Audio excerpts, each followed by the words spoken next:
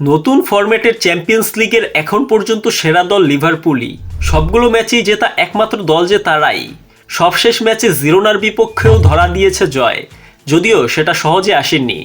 আর এ কারণেই শতভাগ জয়ের ধারা বজায় রাখার পরও নিজেদের খেলা নিয়ে পুরোপুরি সন্তুষ্ট হতে পারেননি কোচ আর্নে স্লট। তার মতে লড়াকু মানসিকতার কমতি ছিল দলের খেলায়। এই মৌসুমে কেবল চ্যাম্পিয়ন্স লিগই নয়, প্রিমিয়ার লিগেও দুর্দান্ত ছন্দে থাকা লিভারপুল আছে পয়েন্ট টেবিলের শীর্ষে। এরই মধ্যে হারিয়েছে দুই জায়ান্ট ম্যানচেস্টার সিটি ও রিয়াল মাদ্রিদকে। সব মিলিয়ে জিরোনার বিপক্ষে তাই সহজ জয়ের আশাই ছিল সবার। তবে মাঠের খেলায় তা আর হয়নি। 63তম মিনিটে মোহাম্মদ সালার পেনাল্টি থেকে গোলে জয় আসে 1-0 ব্যবধানে।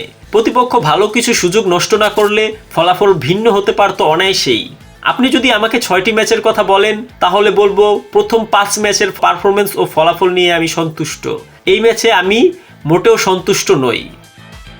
অক্টোবরে চোট পাওয়ার পর থেকে মাঠের বাইরে থাকা গোলরক্ষক অ্যালিসন ফেরার ম্যাচে করেন ম্যাচ বাঁচানো কিছু সেভ। গোলের জন্য জিরোনা 13টি শট নিয়ে লক্ষ্যে রেখেছিল 5টি, যা বলে দেয় গোলবারের নিচে শক্ত পরীক্ষাই দিতে হয়েছে অ্যালিসনকে। অ্যালিসনের পাশাপাশি তাই প্রতিপক্ষের প্রশংসা করেছেন স্লট। তাদের জন্য আমার খারাপ লাগছে, কারণ তারা 3 পয়েন্টের চেয়েও বেশি পাওয়ার দাবিদার।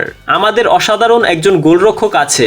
আমরা সহজেই বলের নিয়ন্ত্রণ হারিয়েছি, যথেষ্ট আগ্রাসীও হতে পারিনি। ম্যাচের নিয়ন্ত্রণ পেয়েছি খুব কমই। হয়তো দ্বিতীয়ার্ধ কিছুটা ভালো ছিল।